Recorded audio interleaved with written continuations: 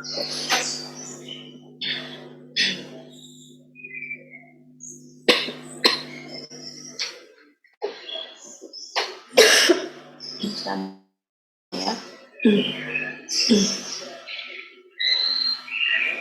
Oke. Untuk pertemuan hari ini, sosiologi visi, kita akan membahas satu topik ya, berkaitan dengan perubahan sosial budaya. Ya. Jadi kalau kita berbicara perubahan itu kan suatu hal yang niscaya gitu ya, memang suatu hal yang pasti akan selalu terjadi perubahan sosial. Namanya juga masyarakat ya, manusia itu dibekali memiliki akal ya kan, memiliki upaya ya yang mereka senantiasa ingin memperbaiki kondisinya gitu kan. Jadi perubahan itu pasti akan selalu terjadi gitu ya. Perubahan itu memang arahnya selalu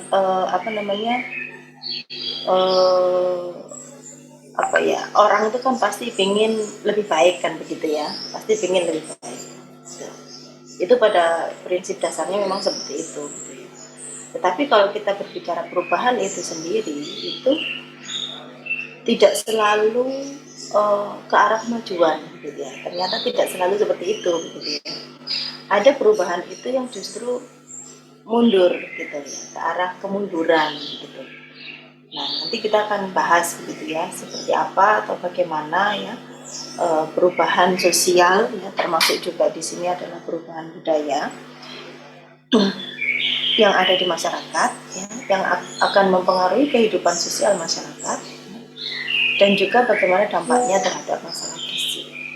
Jadi masalah gizi pun itu juga tidak lepas ya dari adanya perubahan-perubahan sosial yang terjadi di masyarakat.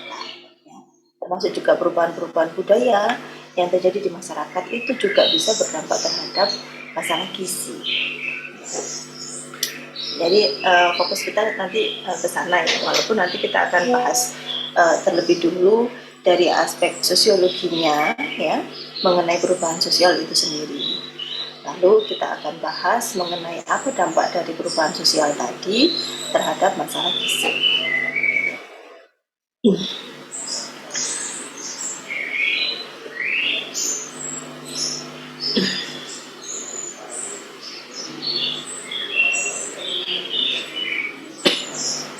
Ya, sudah nampak ya nih ya. Ya, mengenai perubahan sosial ya, perubahan sosial budaya. Jadi ini satu terminologi begitu ya. Walaupun istilah sosial dan budaya itu sendiri adalah hal yang berbeda. Ya. Budaya itu dari sisi kebudayaan, yang ini konteksnya lebih luas ya dibandingkan perubahan sosial itu sendiri. Jadi sebenarnya perubahan sosial itu bisa dikatakan dia adalah bagian ya, dari perubahan kebudayaan, gitu ya. Oke, nah apa itu perubahan sosial? Nah, kalau secara definisi banyak sekali definisi dari para ahli, ya, para ahli-ahli sosiologi gitu ya, yang mendefinisikan tentang apa itu perubahan sosial. Tapi prinsipnya sebenarnya kalau kita ambil atau kita tarik satu benang merah begitu ya, apa sih yang dimaksud perubahan sosial? Jadi ini adalah sebuah dinamika begitu ya yang terjadi di masyarakat ya, di mana perubahan tadi atau dinamika tersebut itu mengarah ya kepada perubahan norma, nilai gitu ya, termasuk juga perilaku ya. Kalau menurut Seno Sumarjan, ini juga salah seorang ahli sosiolog ya di Indonesia, beliau bahkan mengatakan perubahan itu bisa dimulai dari lembaga keluarga ya, mulai dari level yang paling kecil gitu ya, lembaga keluarga, kemudian pendidikan, ekonomi, politik, hukum, artinya sampai ke arah sistem gitu. Jadi perubahan sosial yang ada itu tidak hanya merubah lembaga yang terkecil yaitu keluarga, bahkan sampai bisa merubah ya di tingkat sistemik. Nah, itu menurut Selo Sumarjan. Gitu ya. Yang di dalamnya itu ada perubahan nilai, norma, ya, perilaku gitu. Kemudian kalau apa definisi dari ahli yang lain ya, nah ini dikatakan bahwa perubahan sosial itu variasi, ya sebuah variasi cara hidup yang telah diterima. Nah, di perubahan itu atau variasi ya yang telah diterima baik karena perubahan kondisi geografis. Nah ini dari sisi ininya ya penyebab perubahannya. Yang berubah itu apanya gitu ya. Jadi yang berubah itu baik karena perubahan karena kondisi geografis, ya, kebudayaan, komposisi penduduk, ideologi maupun eh, karena adanya penemuan baru ya, di masyarakat. Nah, ini juga tidak terlepas dari keinginan masyarakat yang senantiasa ingin maju begitu sebenarnya ya, ingin maju ya, artinya mereka senantiasa melakukan penemuan-penemuan baru yang sebenarnya tujuannya itu adalah untuk mempermudah hidup manusia, untuk eh, meningkatkan kesejahteraan manusia, itu intinya. Nah itu ya, jadi kalau secara definisi banyak sekali ya, termasuk juga ini menurut Open ya, dia mengatakan perubahan sosial itu berkaitan dengan perubahan kebudayaan, gitu ya. Jadi perubahan sosial itu terkait ya dengan perubahan kebudayaan. Nah, kebudayaan itu bisa material ya, seperti adanya teknologi material. Jadi perubahan kebudayaan ya dari sisi kemajuan misalnya teknologi itu kan nampak ya kan, bisa diukur, bisa dilihat gitu kan, kemajuan secara teknologi itu bisa dilihat ya kan. Contoh mudahnya ya, dulu orang handphone itu fungsi utamanya ya untuk telepon kan gitu ya, itu aja kan, belum ada chat gitu namanya, telepon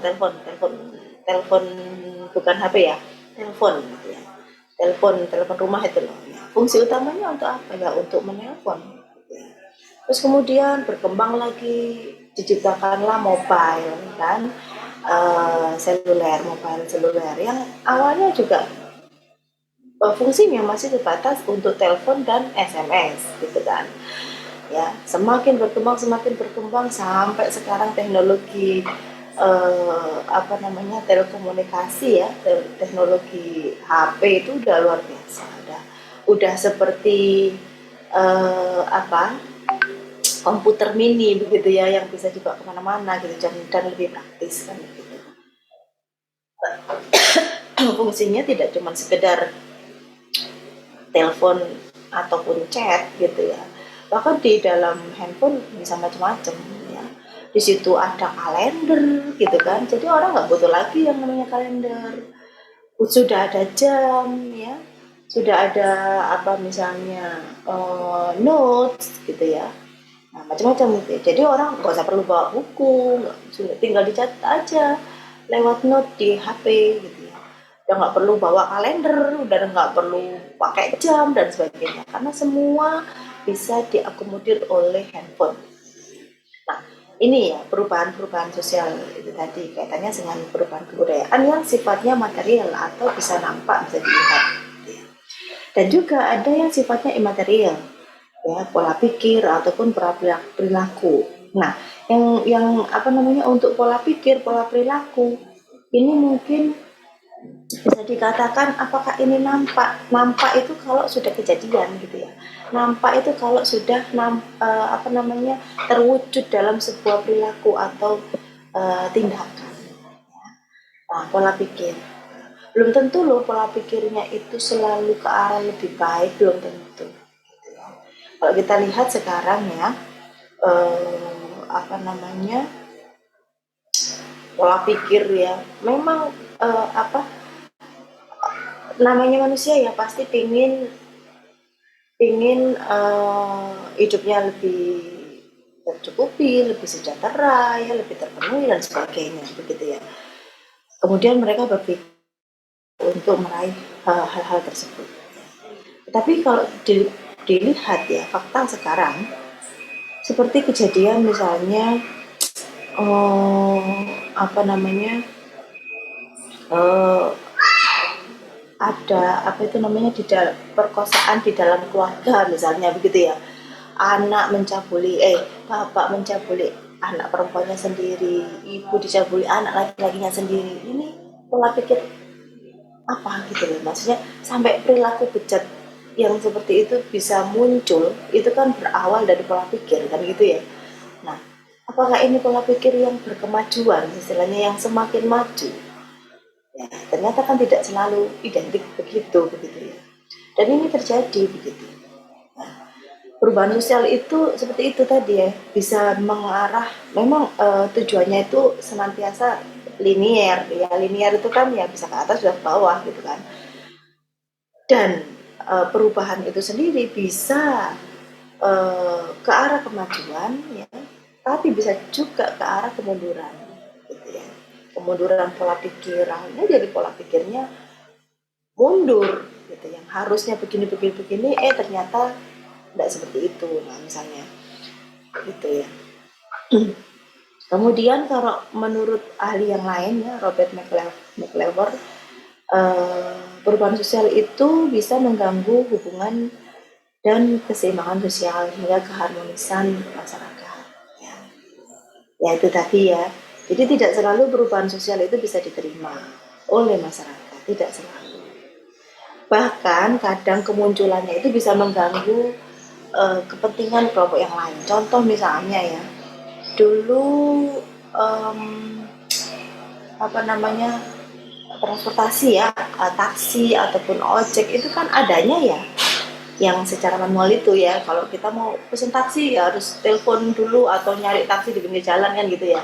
Ojek juga begitu, harus ke pangkalan ojek terlebih dahulu supaya bisa naik ojek gitu. Tapi sekarang cukup melalui HP aplikasi ya, itu semua bisa dipesan gitu kan, taksi online gitu ya, ataupun driver online ya, ojol online. Itu semua yang kemudian keberadaan dari taksi online ataupun apa namanya ojol online yang baik di Gojek kah, Grab Car kah ya, atau Grab Ride dan sebagainya gitu ya, itu semua mengganggu keberadaan ojek yang apa itu yang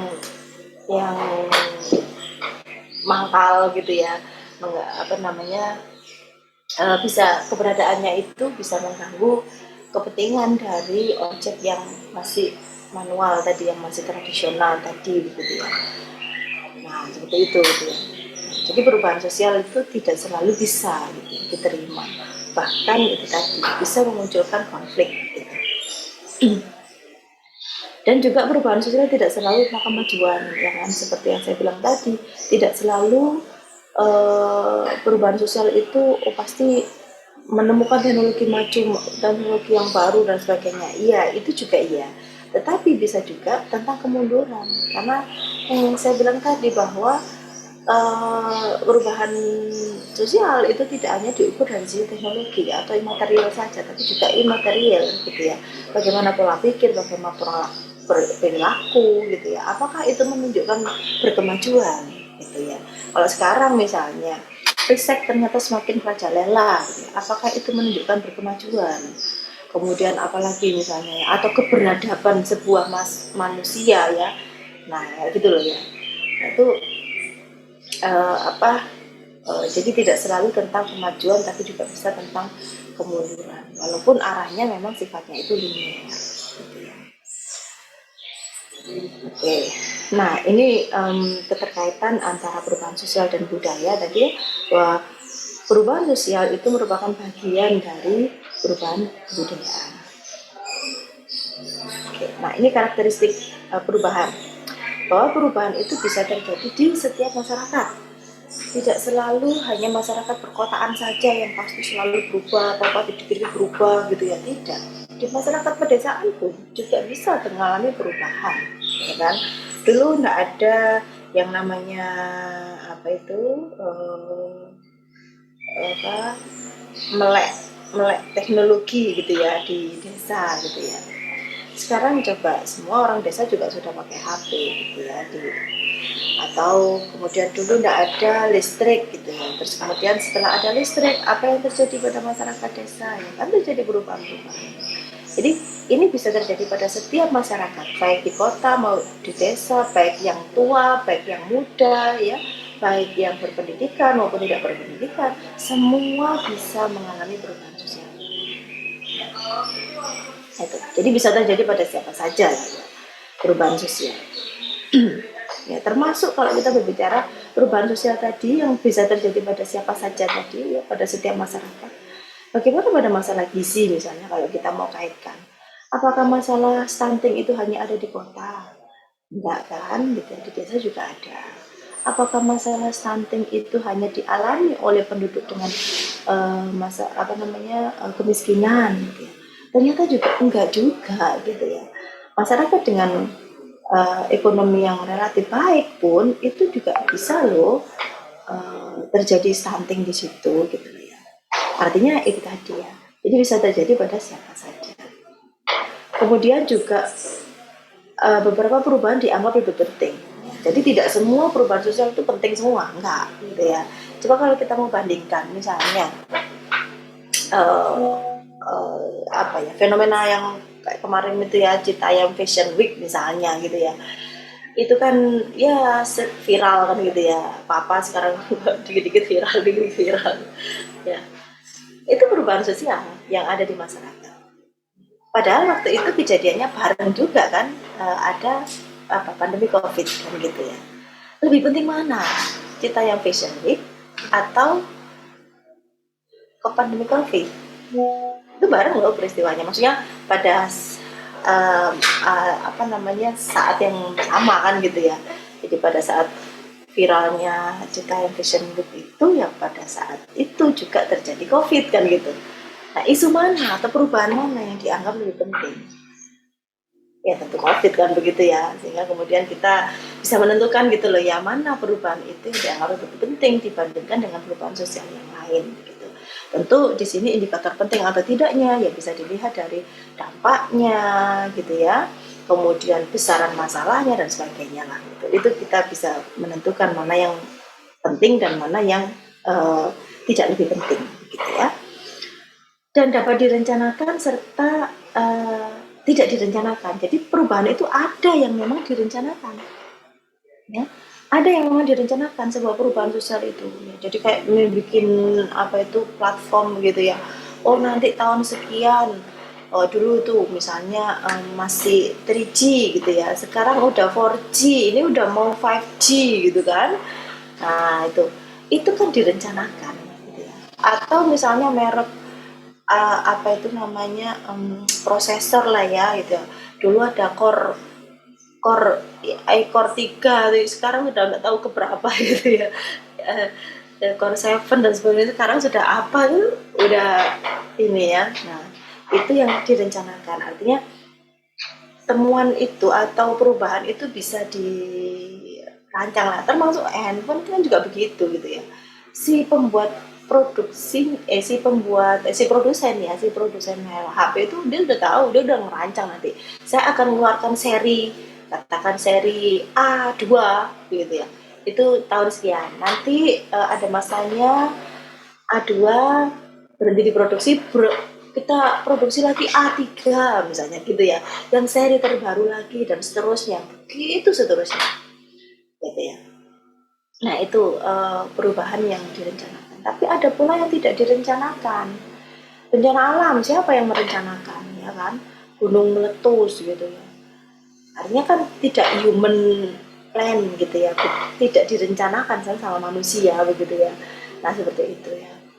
Nah, dampaknya luas gitu ya. Dengan adanya apa kayak misalnya kapan itu yang eh, apa itu Gunung Merapi ya yang meletus itu ya, itu kan sampai parah begitu ya, Jogja itu kan sampai luluh lantah gitu kan, sampai ya macam-macam lah, itu kan juga dampaknya luas lah begitu ya. Nah itu ya tidak terjadi. Kemudian juga karakteristik perubahan sosial lainnya sering menciptakan kontroversi, ya kan? Ini karena apa? Tidak semua perubahan sosial itu bisa diterima, gitu ya. Jadi sering menciptakan kontroversi, terutama bukan berarti terus kalau enggak sepakat dengan perubahan itu kolot, ya belum tentu, tergantung apa perubahan sosialnya kan begitu ya. Kayak sekarang misalnya ya, saya itu ngeri begitu ya ketika apa namanya di aplikasi HP itu kan apapun ada gitu istilahnya ya. Mau nyari katakan tentang LGBT, pasangan LGBT misalnya ya. Mau apa itu untuk kencan-kencan buta itu namanya apa, Tinder ya atau apalah begitu ya. Hanya dengan sekali sentuh layar tek gitu ya. Istilahnya semua itu bisa. Ya. Nah, itu perubahan sosial gitu ya. Karena perubahan teknologi. Apakah terus kalau kita tidak menerima itu karena ya itu bisa merusak moral dan sebagainya, kuper, kolot, itu menjadikan kita itu kayak seolah-olah tidak menerima teknologi, apakah seperti itu? Kan pertimbangannya kan banyak ya, bukan hanya sekedar oh ini teknologi, apakah semua teknologi itu bisa diterima, apakah semua teknologi itu harus kita pakai gitu ya. Tadi dipilih-pilih mana yang memang benar-benar bermanfaat untuk secara luas ya untuk kesejahteraan manusia, mana yang tidak, kan harusnya seperti itu. Nah itu.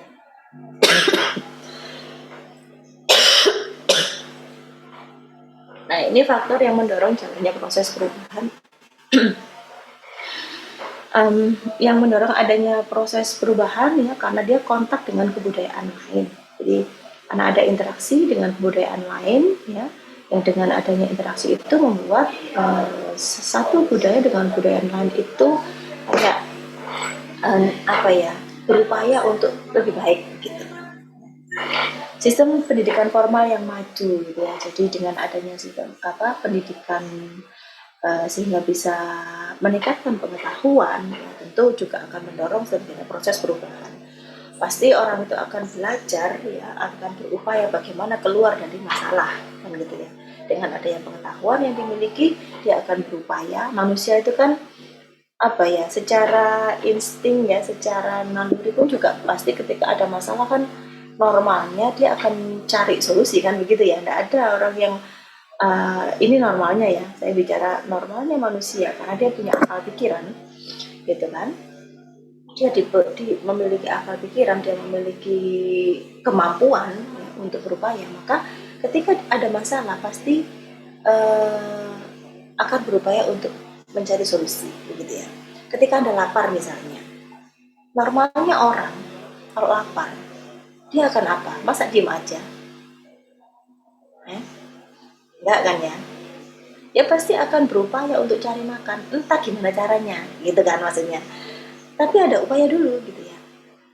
Nah nanti apakah kemudian upayanya ini upaya yang benar apa upaya yang salah kan? Nah itu nanti norma atau nilai berikutnya kan begitu ya. Tetapi normalnya orang, insting orang gitu kan, yang namanya makhluk hidup ya bukan hanya manusia saja ya, termasuk hewan gitu ya. Ketika dia lapar dia pasti akan mencari makanan kan gitu ya. Nggak mungkin dia membiarkan dirinya kelaparan terus lama-lama mati sendiri, enggak.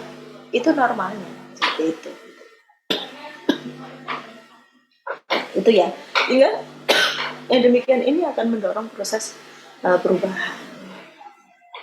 Kemudian juga sikap menghargai hasil karya dan keinginan untuk maju ya, termasuk itu tadi ya, bagaimana untuk memenuhi kebutuhan tadi, orang itu menciptakan karya ya. Kalau kita lihat misalnya di bidang pertanian begitu ya, untuk memenuhi kebutuhan makan gitu ya, orang itu tidak stuck pada satu komoditas, misal beras gitu ya. Masa beras itu jenisnya cuma satu? Enggak kan ya, banyak kan jenisnya beras itu ya. Ada beras IR, beras Raja Lele, beras ini ya, macam-macam lah ya, banyak lah varietasnya ya kan. Yang masing-masing itu memiliki karakteristik sendiri-sendiri. Jenisnya pun macam-macam, ada beras Jepang, ada beras biryani ya, ada beras apalah macam-macam tuh ya, nasi yang panjang-panjang itu apa namanya itu ya. Nah itu kan, itu karena apa? Hasil karya, ya kan? Orang itu menciptakan ya, oh di apa itu namanya kawin silang kan, ya diapain lah gitu ya, sehingga kemudian ketemu varietas baru dari tanaman, sehingga kemudian semakin beragam jenis tanaman, sehingga semakin manusia itu memiliki banyak pilihan untuk makan, nah kayak gitu. Lalu juga adanya sistem lapisan terbuka, ya kan? Nah kalau sistem lapisan terbuka itu kan open, namanya juga bisa up and down gitu ya, bisa up and down, bisa naik bisa turun gitu lapisan. Ini juga bisa menimbulkan terjadinya perubahan. Orang tuh kan nggak selalu di bawah terus gitu ya, orang juga nggak selalu di atas terus, ya kan, ada kalanya naik turun seperti itu. Kemudian penduduk yang heterogen, nah itu ya heterogen, ini juga mendorong adanya proses apa namanya perubahan ya, karena heterogen, satu orang dengan orang yang lain itu beda-beda, sehingga mereka padahal menginginkan satu tujuan yang sama. Nah itu yang kemudian mendorong untuk terjadinya perubahan. Ya, ketidakpuasan masyarakat terhadap kehidupan, karena tidak puas, dia pingin agar puas kan begitu ya, sehingga di situ akan ada upaya. Anda misalnya tidak puas dengan nilai ujian Anda misalnya, aduh aku kok dapat segini ya misalnya gitu ya, tidak puas dengan uh, hasil ujian Anda misalnya, maka Anda akan berupaya agar berikutnya lebih puas kan gitu ya. Caranya gimana ya, caranya yang benar ya belajar, kalau caranya yang nggak benar ya nyontek gitu kan. Nah, itu ya, ini terlepas dari nilai sama norma tadi ya, tapi orang itu berupaya untuk melakukan perubahan gitu loh, karena ketidakpuasan tadi.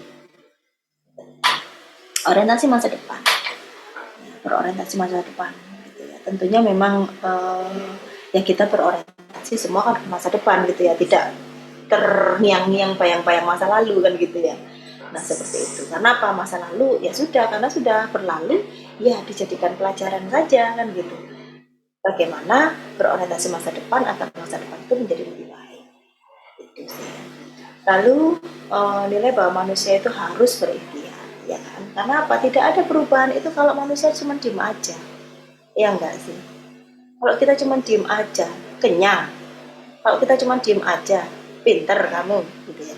Kalau kita cuma diem aja, terus ujuk-ujuk gitu, kita jadi apa gitu? Enggak mungkin kan gitu-gitu ya.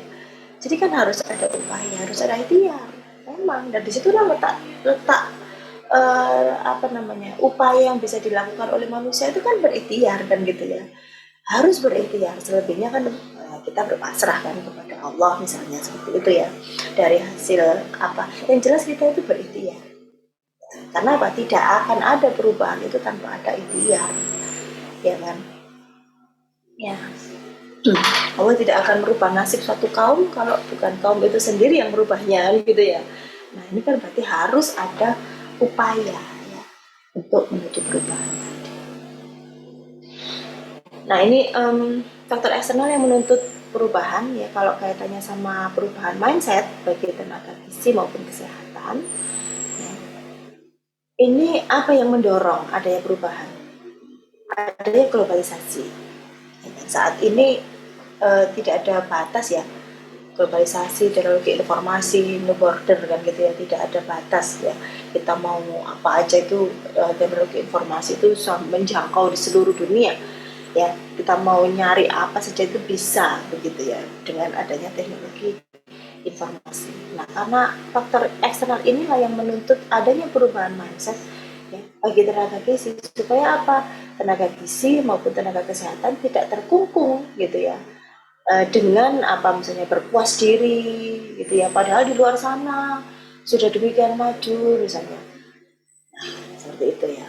Kemudian hiperkompetitif, nah ini juga ya, adanya persaingan ya, entah persaingan dari sisi skill, knowledge gitu kan.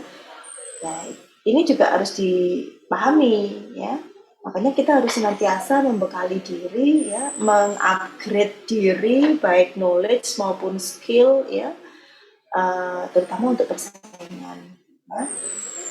Ini. Kemudian juga adanya pemain-pemain asing ya kan.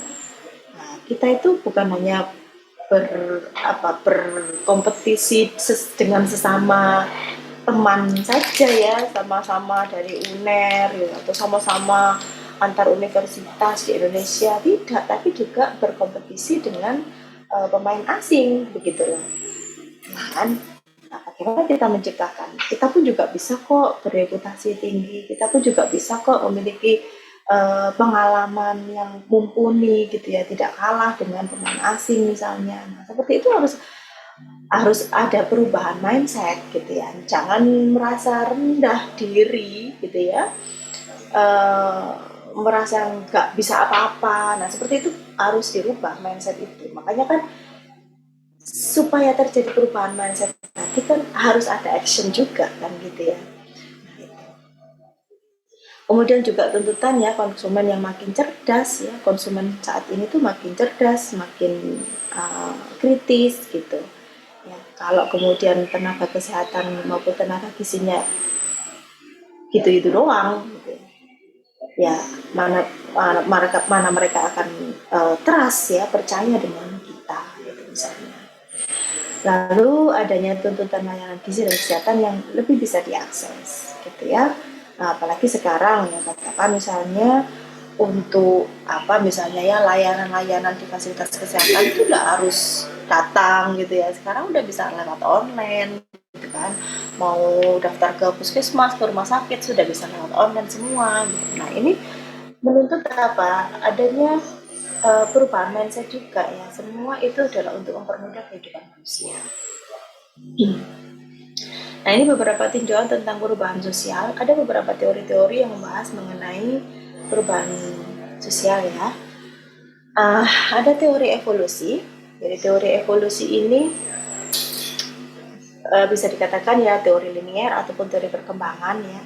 Prinsipnya adalah terjadi perubahan yang evolusi ya, yang bisa saja terjadi dalam waktu yang cukup panjang ataupun relatif lambat ya, yang mengarah pada tujuan tertentu. Nah, kalau dari sisi bentuknya sih ada revolusi, ada evolusi. Tentu yang lebih panjang evolusi ya. Revolusi ini ya relatif lebih lebih pendek lah gitu ya dibandingkan evolusi gitu ya. Contoh apa misalnya ya, kalau yang revolusi ini contoh misalnya revolusi apa itu pada saat ya tahun 98 dulu, mungkin Anda belum lahir ya, tapi mungkin barangkali pernah dengar waktu Pak Harto diturunkan, ya kan, peristiwa 98 itu, gitu kan, Harto Presiden Indonesia ya, pada saat diturunkan itu kan yang terjadi adalah revolusi, gitu ya, jadi revolusi.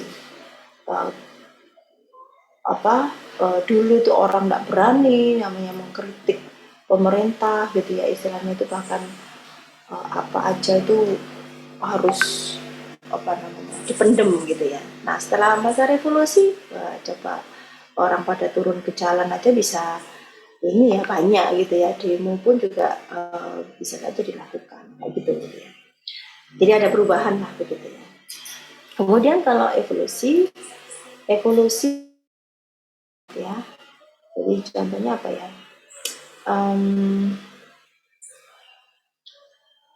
evolusi apa evolusi Darwin bukan.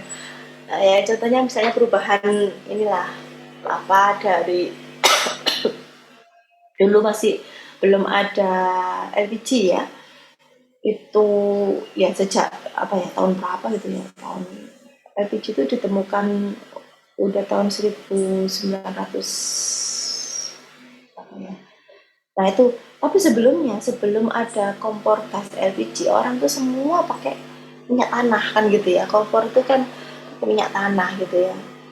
Eh, yang kompor yang pakai sumbu itu loh ya. Nggak tahu sekarang masih ada apa enggak ya. Yang pakai sumbu, jadi sumbunya itu harus ditarik gitu. Karena kalau nggak ditarik nanti mendelep gitu ya. Nah, jadi harus ditarik terus diisi dengan minyak tanah, ya kan. Nah itu sampai kemudian terjadi uh, sebelumnya tuh kompor itu berupa tungku ya kan, yang menggunakan kayu bakar. Terus kemudian beralih itu tadi menjadi kompor minyak tanah, ya kan. Beralih kemudian menjadi kompor LPG, yang menggunakan LPG. Sekarang udah kompor listrik, udah itu ya. Nah ini perubahan juga terjadi, evolusi ya. Nah untuk tahapannya sendiri ya, teori evolusi itu linear ya, selalu maju gitu loh maksudnya.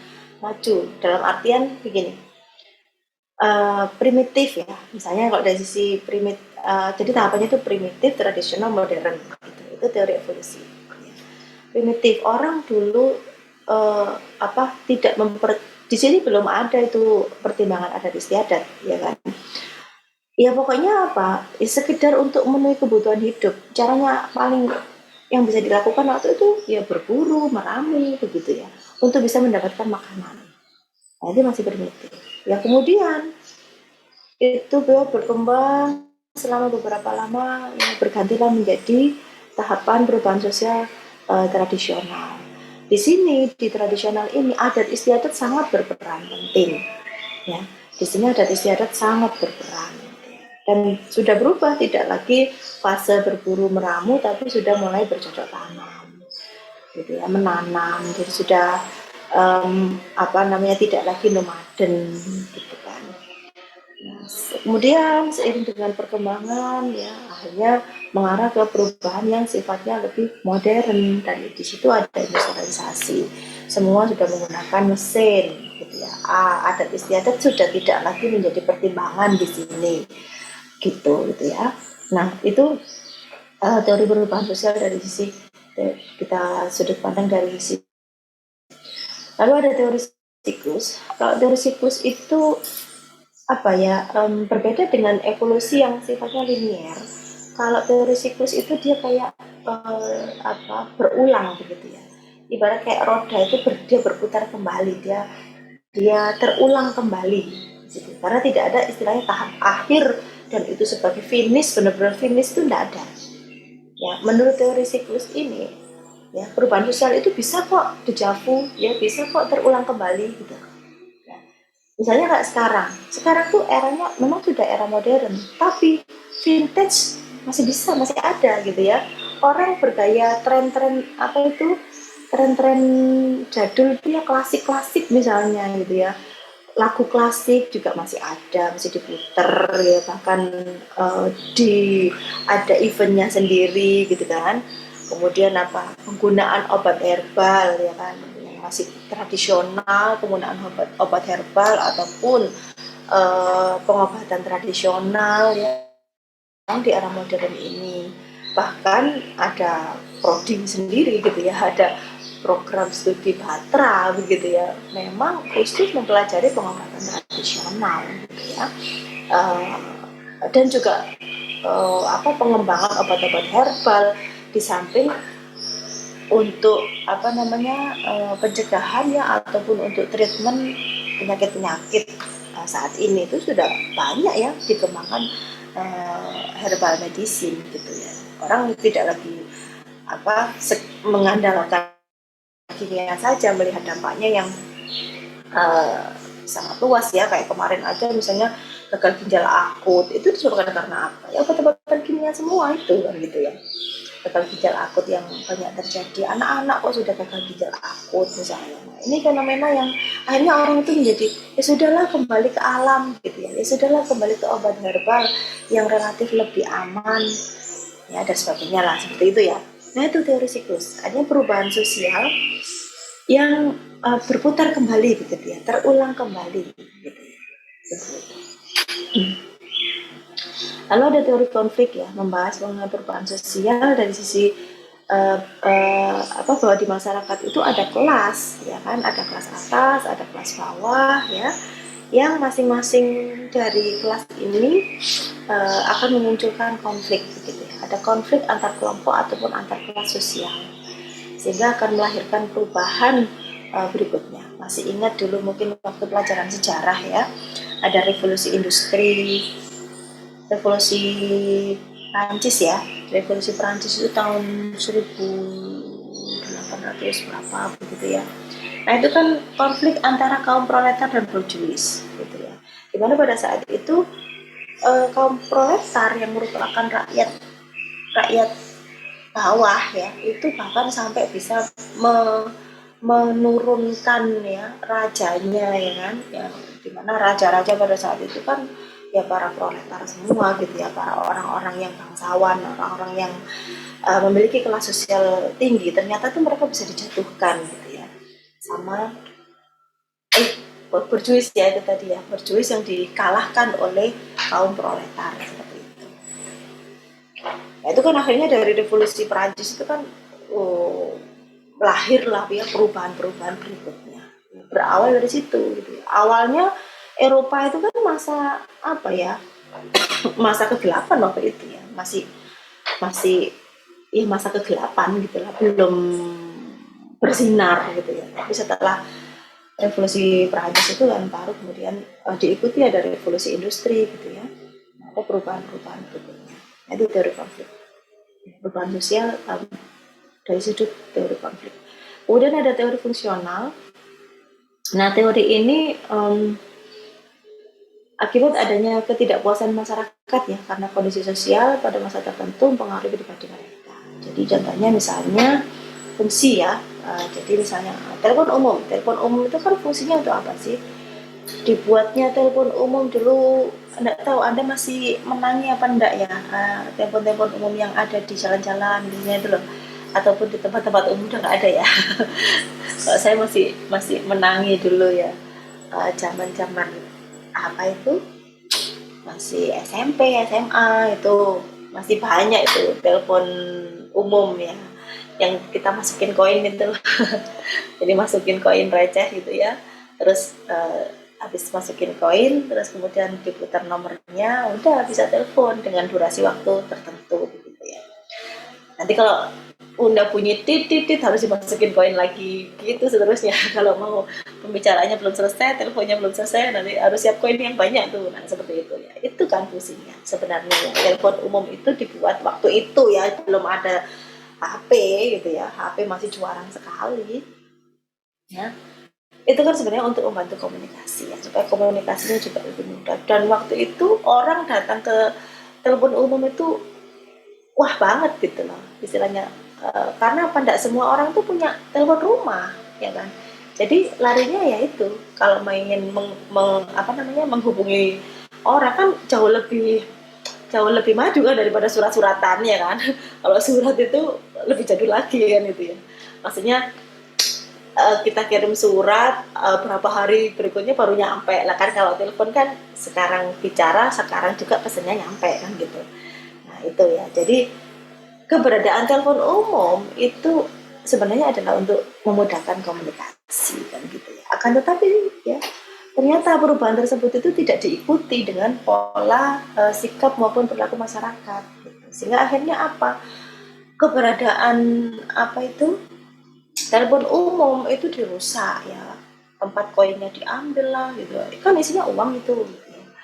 Jadi ada banyak akhirnya terjadi apa itu penjaraan ya, perusakan fasilitas umum ya, perusakan telepon-telepon umum yang ada di jalan-jalan itu ya, diambil itu uangnya, dicoret-coret itu, vandalisme lah ya.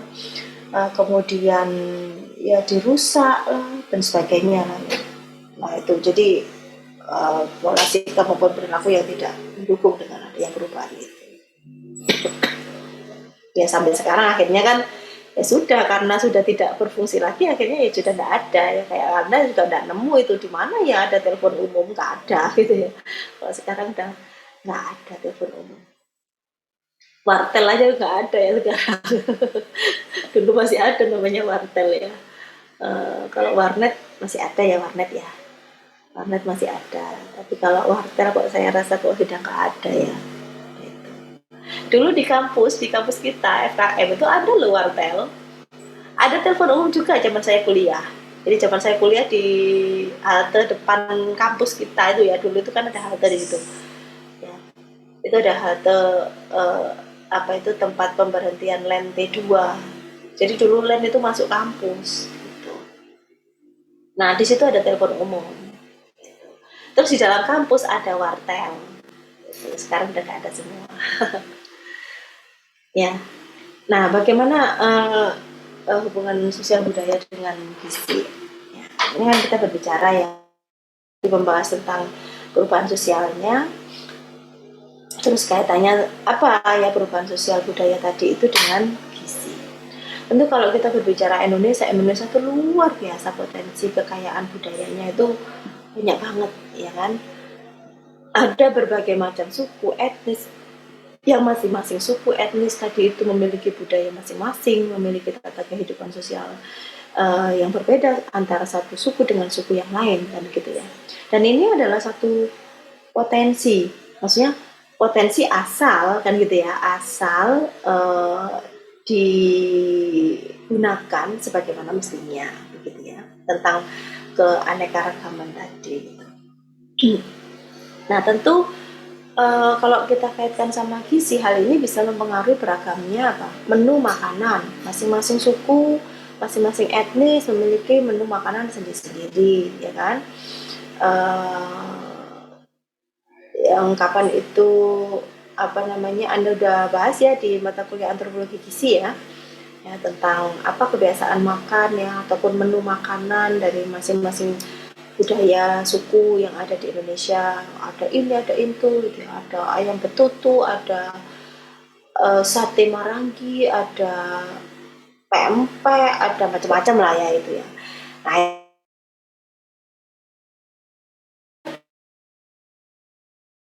pula pilihan makanan. Jadi pilihan makanan. Nah, pilihan itu termasuk bahan ya, maksudnya pilihan bahan makanan ya.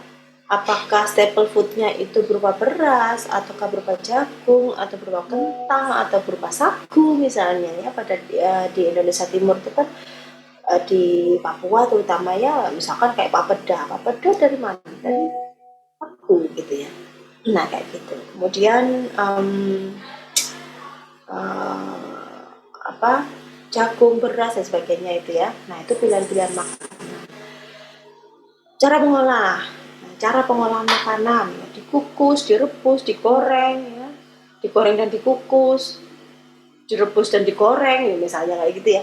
Nah itu cara pengolahan makanan yang beragam juga ya, karena budaya masing-masing, suku masing-masing ini memiliki cara pengolahan makanan yang berbeda satu sama yang lain ya.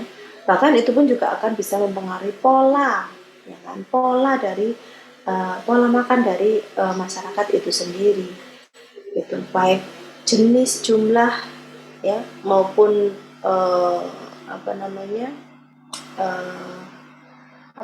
jenis,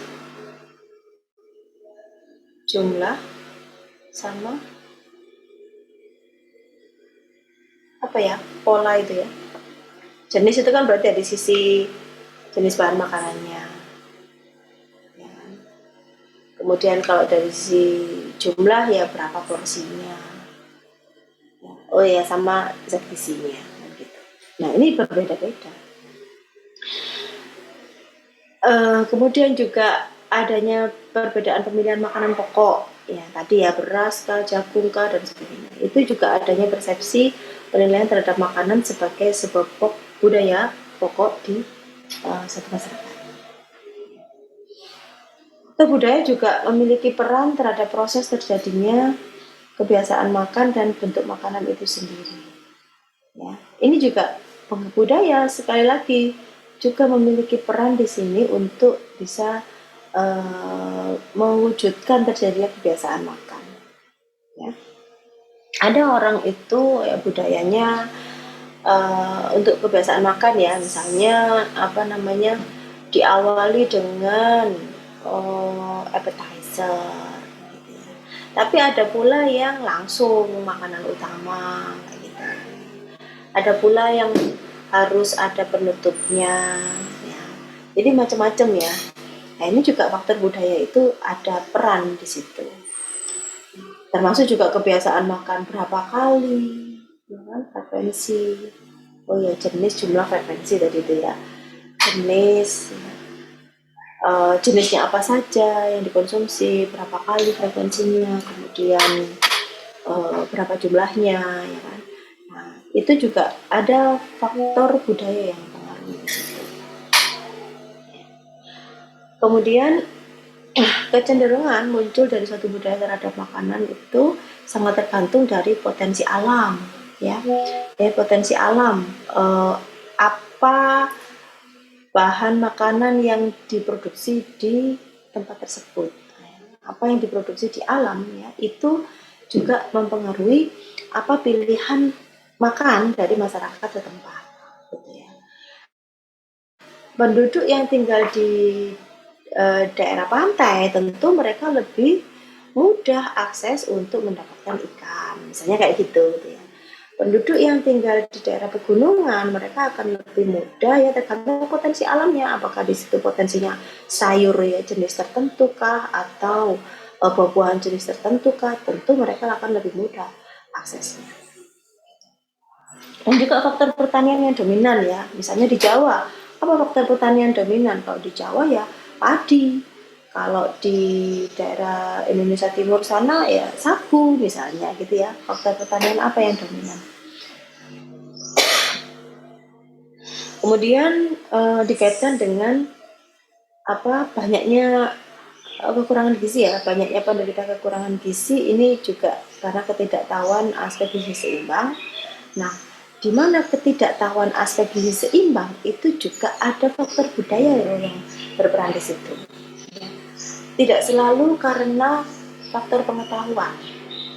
Nah, tidak tahu itu bukan selalu karena faktor pengetahuan. Ada faktor budaya di situ. Ada orang itu tahu, tapi karena budayanya di situ tuh mengatakan demikian, gitu ya. Apalagi kalau itu sudah mengarah ke food tabu, food belief, gitu. Orang tidak berani untuk melanggar, orang tidak atau khawatir lah ya dikucilkan di masyarakat, khawatir diindra misalnya karena melanggar tabu dan sebagainya kayak gitu ya. Maka di sini kan peran budaya di situ ya, juga berperan di sini. Budaya juga memberi peran dan nilai yang berbeda terhadap pangan dan makanan, ya. Misalnya adanya food tabu, ya, kemudian juga ya selain food tabu memang tidak selalu negatif, ya, memang tidak selalu merugikan, tetapi yang kita bahas itu maksudnya adalah food tabu yang merugikan kesehatan dan gizi yang tentu akan berpengaruh kepada permasalahan gizi, gitu ya. Tapi kalau food tabu ataupun food belief sifatnya netral atau bahkan sifatnya itu positif, ya enggak masalah kan begitu ya. Lalu juga perubahan sosial maupun gaya hidup modern yang mengarah pada tingginya konsumsi fast food misalnya. Nah, ini kan juga faktor budaya. Kan karena budaya mungkin western ya, ke barat-baratan gitu ya, budaya orang itu ngasih nilai kepada makanan ya, food value, memberikan nilai tinggi untuk makanan-makanan western misalnya. Nah, itu akhirnya terdorong tuh untuk supaya keren, supaya dianggap tidak tradisional gitu ya, maka konsumsilah fast food, kayak gitu ya. Ini juga ada pengaruh ini gitu. Oke. Nah, ini sekilas ya dari hasil penelitian saya ya di Tengger berkaitan dengan perubahan tadi ya sosial budaya, bahwa di Tengger itu masih ada sosial budaya berkaitan pada kehamilan, ya, pada saat persalinan, saat menyusui maupun pada masa bayi balita. Jadi contoh misalnya ini yang hasil penelitian ya, sosial budaya pada saat kehamilan. Di antaranya di suku Tengger itu ada pantang konsumsi makanan sifatnya panas, pantang makan cumi dan seafood, ya, pantang konsumsi kopi dan air kelapa. Ini terlepas dari apakah pantangan ini benar atau salah ya, gitu. Kemudian untuk sosial budaya saat persalinan, IMD di sana IMD sudah lumayan tinggi gitu ya. Kemudian ditolong oleh bidan, ini hampir semuanya juga ditolong oleh bidan. Kemudian memberikan susu formula dan madu sejak lahir. Jadi, nah ini yang menjadi permasalahan ya. Artinya MPASI dini itu tinggi di sana ya. sampai ASI dini. Jadi anak bayi lahir itu sudah dikasih formula. Kemudian sesuai budaya saat menyusui kolostrum, nah ini dibuang, gitu ya, karena masih beranggapan bahwa itu kotor. Gitu ya. Kemudian pantang konsumsi ikan laut pada saat menyusui karena nanti baunya amis, nah, itu masih ada di sana. Ya. Pantang konsumsi cabai, sayur hijau, dan juga kopi. Lalu saat budaya masyarakat itu butuh apa sih? Masyarakat itu tentu kan membutuhkan sesuatu yang memang relate untuk kehidupan mereka sehari-hari. Nah ini butuh karena kebutuhan manusia itu kan tidak stagnan ya, tidak selalu hanya itu saja kan gitu, enggak ya, pasti kebutuhan itu selalu meningkat ya, selalu berubah. Nah itu pula yang akhirnya menuntut bagi tenaga gizi maupun kesehatan untuk senantiasa melakukan improving gitu ya, dimana adanya improving itu adalah bagian dari perubahan sosial gitu ya. Dulu waktu saya kuliah belum ada itu namanya software Nutri Survey. Jadi kalau mau ngitung kebutuhan mau ngitung hasil recall gitu ya, hasil recall untuk menghitung berapa asupan zat gizi yang dikonsumsi masih manual, masih masih menggunakan itu daftar komposisi bahan makanan satu persatu begitu ya. Nah kalau sekarang ini tak mungkin lah kita pakai di KPM ya, setelah ditinggal lari ya sama masyarakat kesuwen kan gitu ya. Nah tinggal dimasukkan aja ke software itu kan muncul thread kan gitu ya. Nah, seperti itu kan berarti kan harus ada senantiasa upgrading, improving termasuk di dalam pelayanan gizi gitu kan. Gitu ya. Sekarang udah banyak tuh software ya kan. Dulu zaman saya juga belum ada loh itu WHO Antro gitu ya, WHO Antro belum ada software untuk mengukur status gizi gitu ya. Jadi apa caranya? Ya manual gitu loh, manual, melihat tabel gitu ya. Oh kalau tingginya sekian, beratnya sekian, umurnya sekian, oh status gizinya apa gitu. Lihat tabel gitu kan. Jadi sekarang dengan katakan untuk mengolah data yang jumlahnya ribuan misalnya, ya habis waktunya untuk itu kan gitu ya. Makanya itu bagian dari perubahan sosial gitu ya. Karena adanya kebutuhan dan kebutuhan masyarakat yang juga semakin tinggi ya, sehingga menuntut bagi tenaga gizi maupun kesehatan untuk juga meningkatkan pelayanan. Lalu adanya kompetisi dengan negara lain ini juga udah pasti ya, kita pun juga tidak mau kalah dong gitu ya, jangan kalah gitu ya dengan negara lain. Tentu harus ada upaya juga bagaimana kita bisa ya bersaing dengan mereka, memberikan pelayanan prima untuk kepuasan pelanggan. Ini ya bagaimana agar pelanggan atau konsumen itu puas dengan pelayanan tenaga gizi yang sudah kita berikan, mampu memberikan layanan yang sifatnya holistik ya kan, tidak hanya sekedar menyelesaikan di satu sisi tapi menimbulkan masalah di sisi lain. Nah kan kalau pelayanan holistik itu yang menyeluruh begitu ya. Misal ketika orang sakit apa misalnya, itu tadi ya masalahnya stunting misalnya, apakah hanya stuntingnya doang?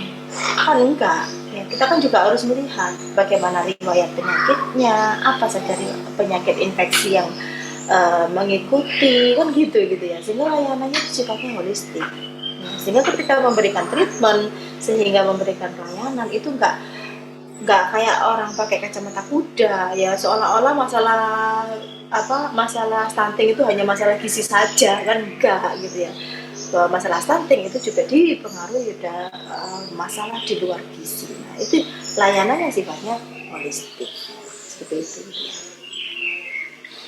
Oke, sampai sini mungkin ada yang mau didiskusikan ya.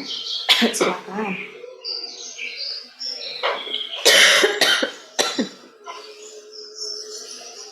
Ada.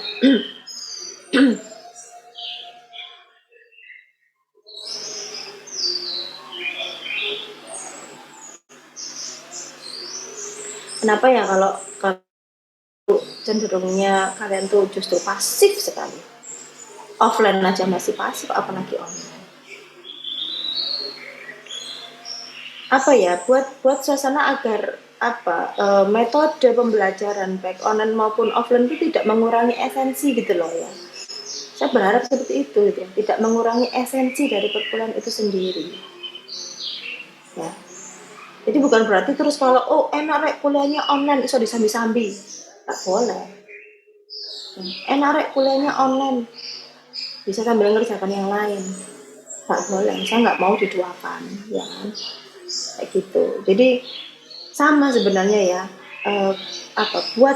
buat situasi kondisi yang sama, sekalipun kita pembelajaran online itu tidak mengurangi esensi dari pembelajaran itu sendiri.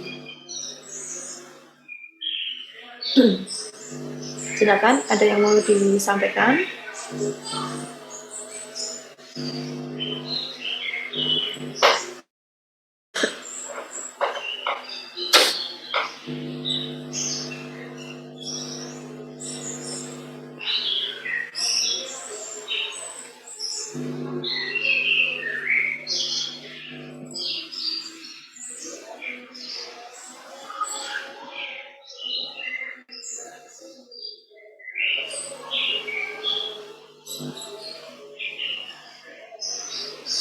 Ditanya diem, sekedar jawab ada apa ndak ada, mereka gelem.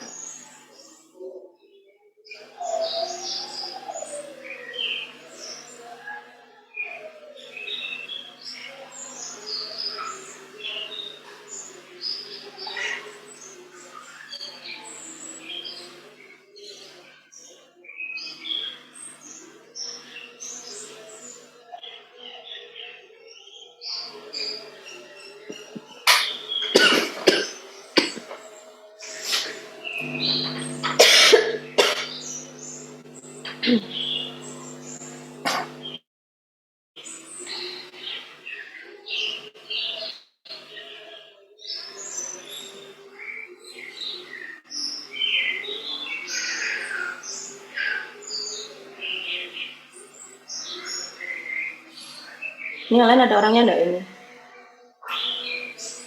Nondarana ada enggak? Iya, Bu.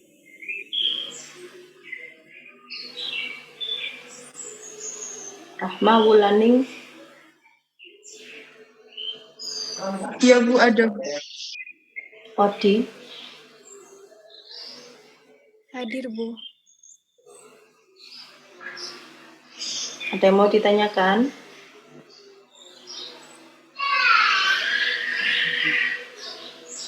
Mungkin materinya sudah cukup jelas dan teman-teman sudah mengerti. Oke. Ya baik, saya rasa cukup ya untuk pertemuan hari ini. Terima kasih atas perhatiannya. Mohon keaktifannya ya. Jadi terutama nanti pada saat pertemuan besok ya. Sekarang pertemuanku berapa? 12. Ya, kalian tinggal 2 kali pertemuan lagi ya, dimana itu nanti sesi diskusi ya,